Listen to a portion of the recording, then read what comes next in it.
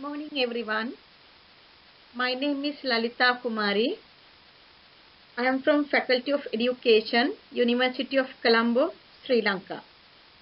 First of all, I would like to thank Dr. Flora Charles and the members of the organizing committee for organizing this virtual conference.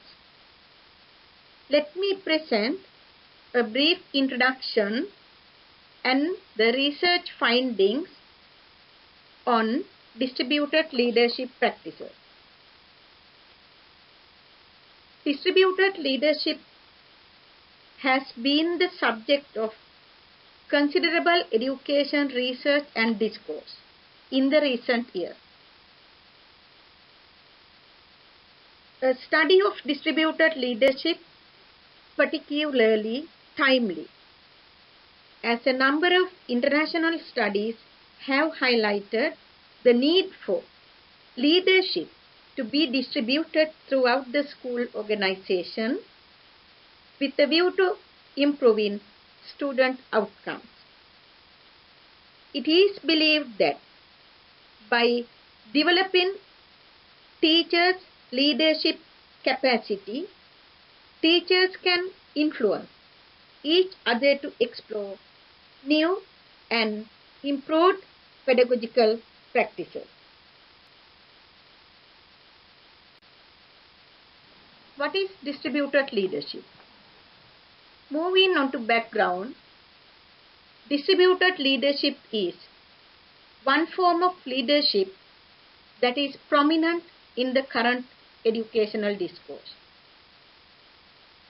So I would like to explain distributed leadership considered the following concepts: teamwork, collaborative working environment, professional learning communities, we call PLCs shortly, organizational learning, and teacher leaders throughout the school. Moving on to the introduction. The research in the UK and the USA shows that leadership is one of the most important factors in improving educational achievements of students and making a school success. Also, in the UK research supports the importance of leadership. Where leadership is weak, it is more difficult for teachers to do a good job. We know if leadership is an effective one, staff and pupils are better motivated because communication are clear and frequent, and everyone feels they are pulling together and working towards shared goals. However, we all know that leadership is a very broad and complex concept.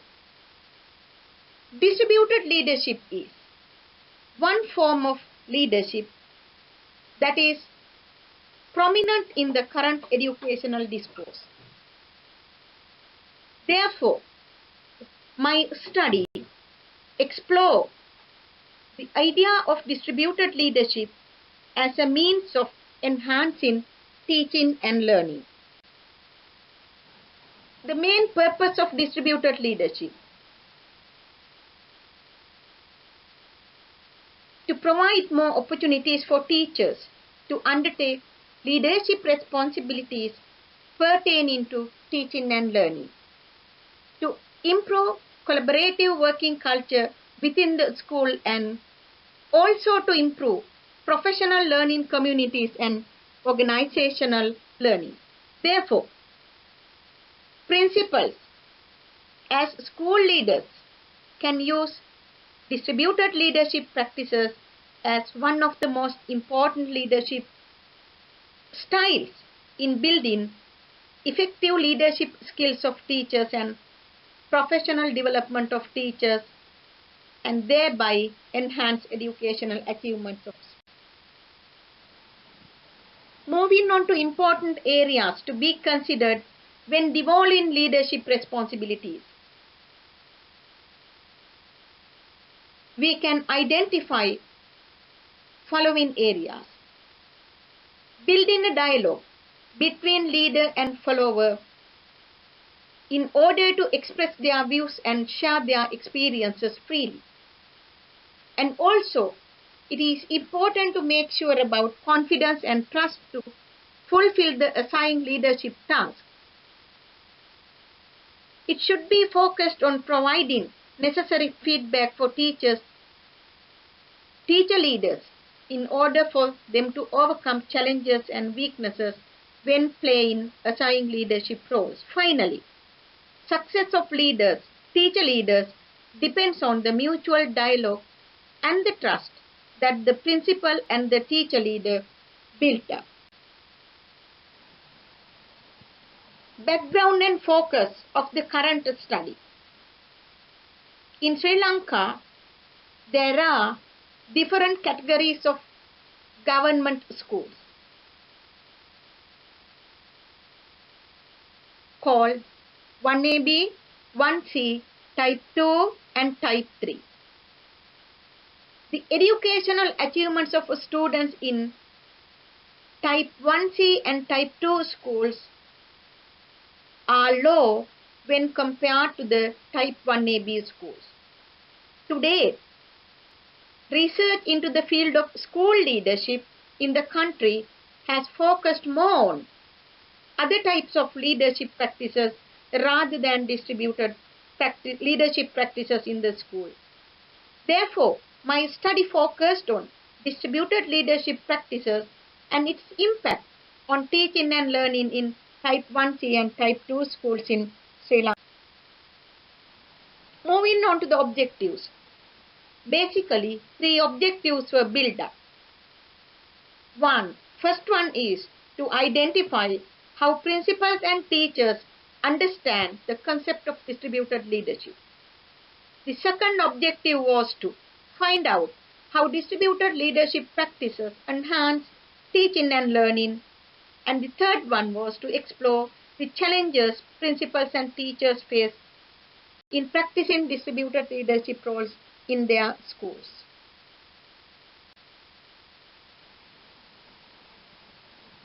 The methodology adopted in this study was mixed method.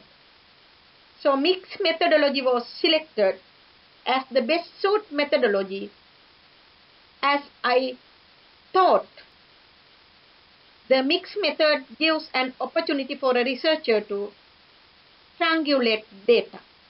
Therefore, mixed methodology was adopted as the research methods. When considering the sample, for this study, altogether 200 teachers from Type 1C and Type 2 schools, government schools were selected randomly. Altogether, 8 government schools and 8 principals were participated in this study. When it comes to the findings, there are some fascinating findings in regard to distributed leadership practices in Type 1C and Type 2 schools in Sri Lanka.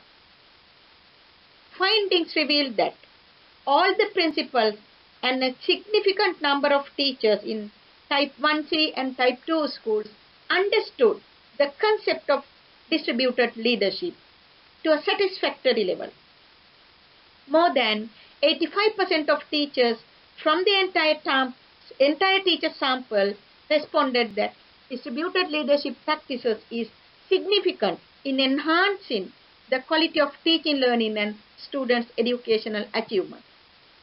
Also, another significant number of teachers from the entire teacher sample responded that distributed leadership practices support to improve a collaborative working culture in their schools.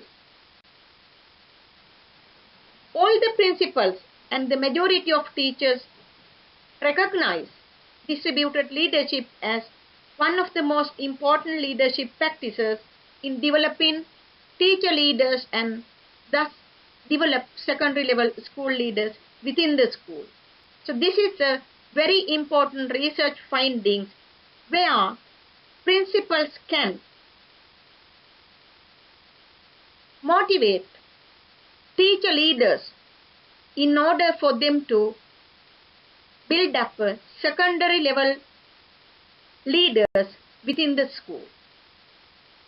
Different types of leadership responsibilities were assigned among the members of the staff in both types of schools to a satisfactory level.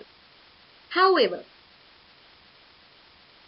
the most important thing is that the findings of this study revealed that assigned leadership responsibilities were not fulfilled to a satisfactory level due to the challenge of not having a supportive teamwork culture, particularly in Type 2 schools. It was further revealed from this study that the delegated leadership responsibilities have linked with teaching learning process in order to improve educational achievement of students. Also, the findings further supported by the interviews held with randomly selected teachers in Type 1C and Type 2 schools where there was a view. We were given leadership responsibilities with regard to classroom supervision and we were asked to provide necessary feedback report within a month's time. So in this manner, the focus group discussion 2 supported to the findings of the survey. In terms of the responses obtained to the question of how satisfied are you about collaborative work practices in your school, more than 78% of teachers from the entire sample responded not satisfied, need considerable attention. Compared to this percentage of teachers who had responded satisfied were less amounting 15%.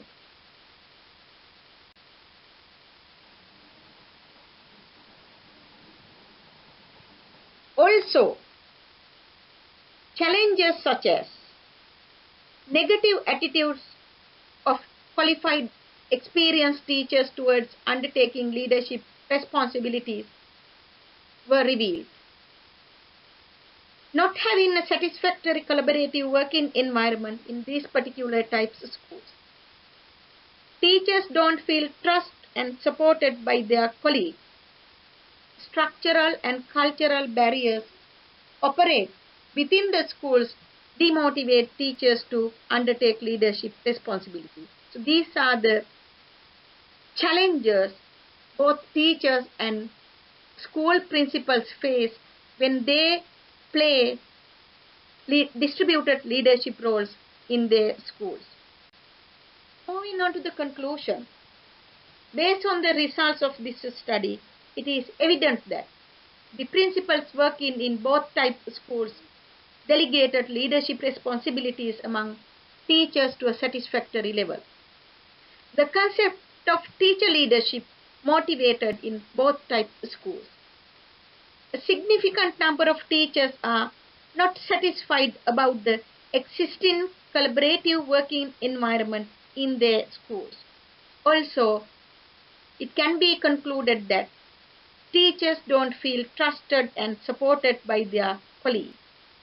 Therefore, what we can suggest, I can suggest necessary measures need to be taken in order to enhance trust and collaborative work practices among teachers in these particular types of schools in Sri Lanka if we really want to improve students' educational achievement.